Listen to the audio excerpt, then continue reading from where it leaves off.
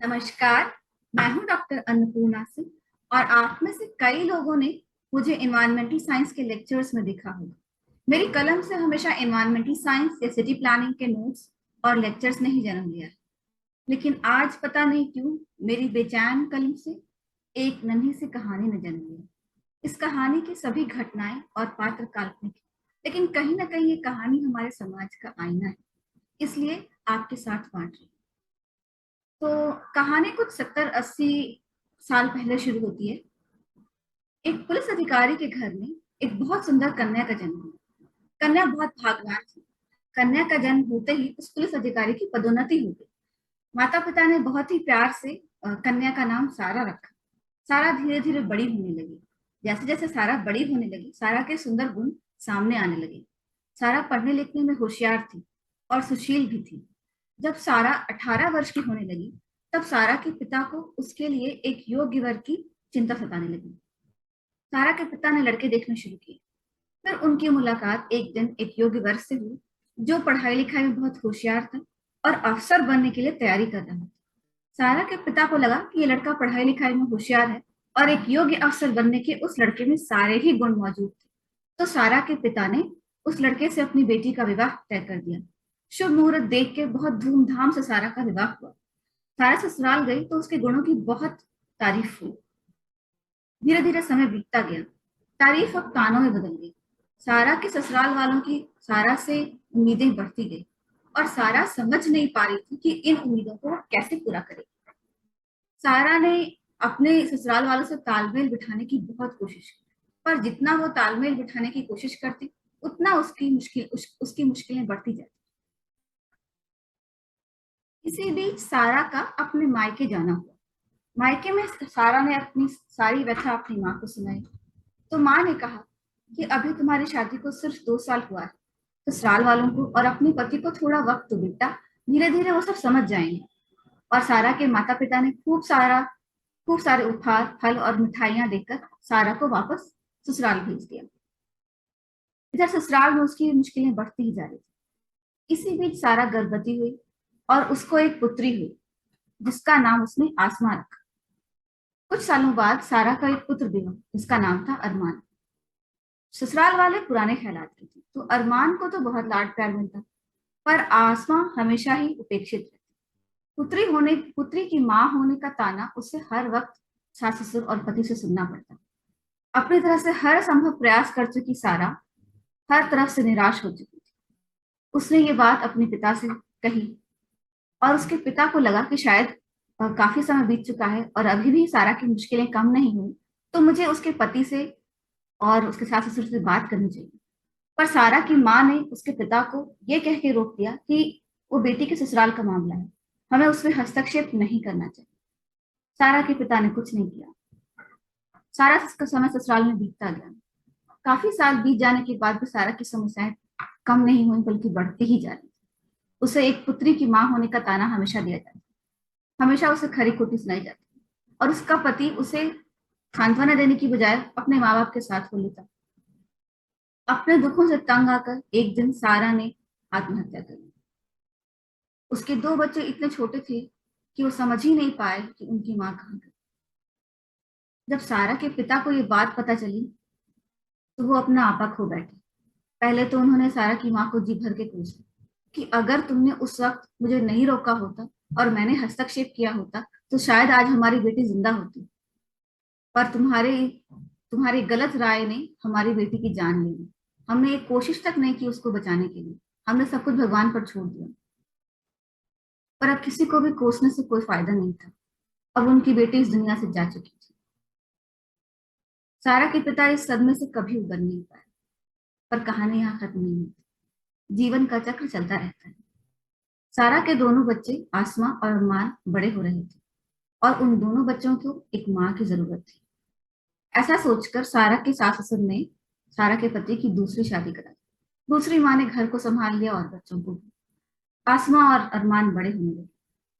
फिर एक दिन जब आसमा की उम्र 18 साल की हुई, तो योग्य वर देख के आसमा की शादी कर दी गई।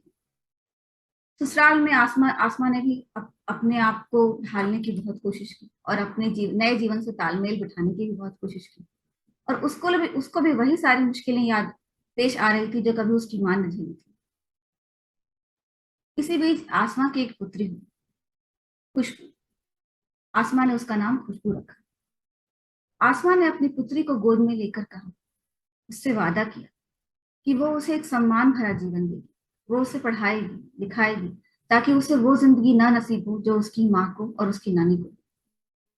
और आसमां ने ऐसा ही किया। आसमां ने खुशबू को बहुत पढ़ाया लिखाया। खुशबू पढ़ने लिखने में होशियार थी, हमेशा अपनी क्लास में अव्वल आती थी। खुशबू अपने सभी गुरुओं की चहेती भी थी।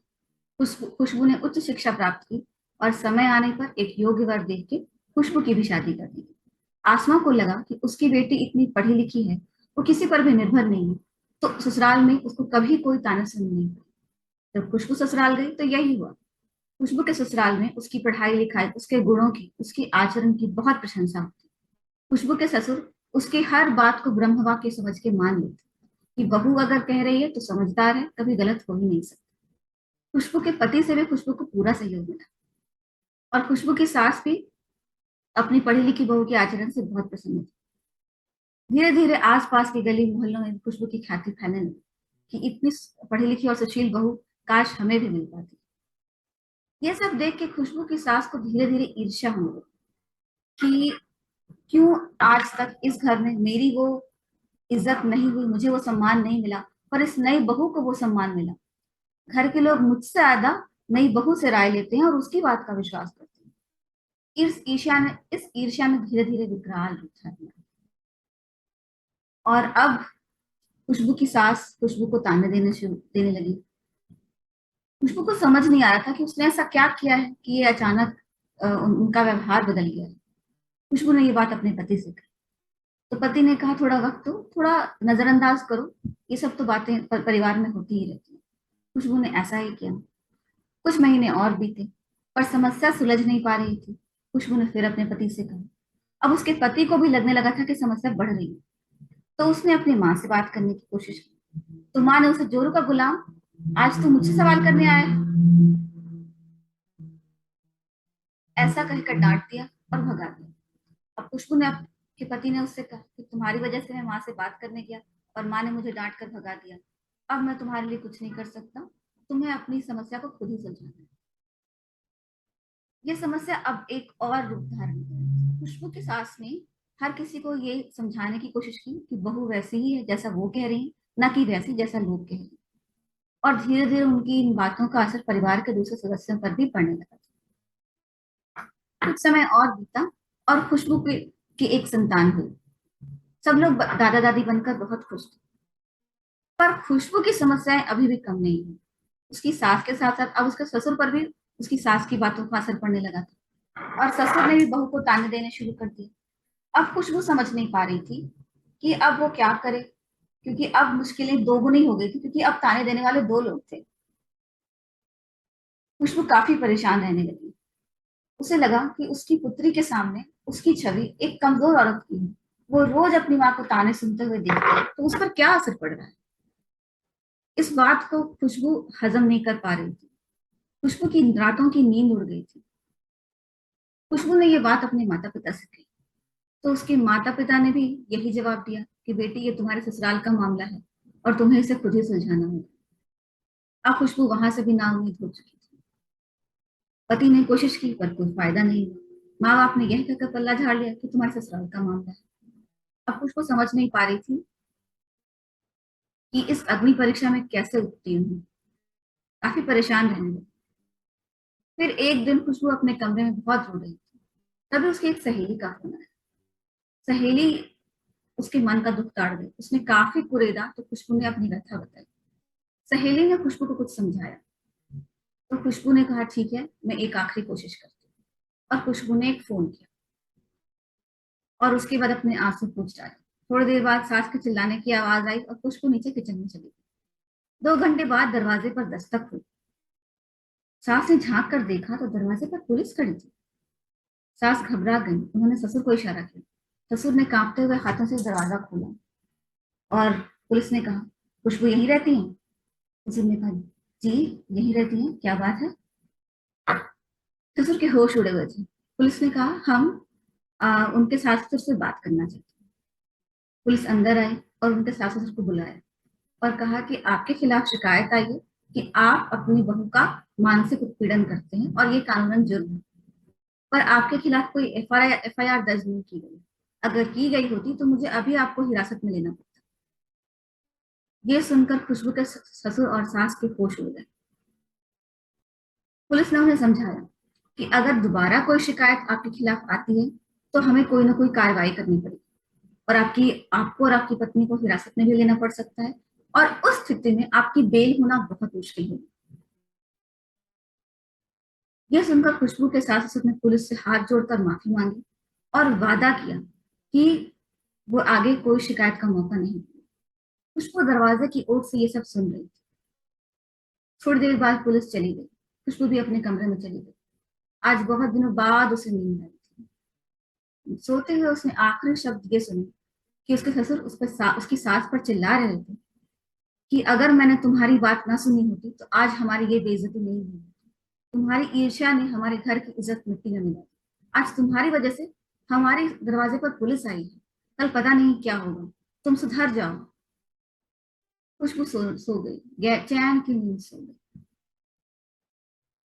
अगले दिन खुशबू के माता पिता को ये बात पता चली तो उन्होंने खुशबू को कुछ नहीं कहा, बल्कि वो अपने आप पर शर्मिंदा थी कि शायद उन्होंने खुशबू की बात सुनकर कुछ हस्तक्षेप किया होता तो उसको पुलिस की मदद लेने की जरूरत नहीं पड़ती।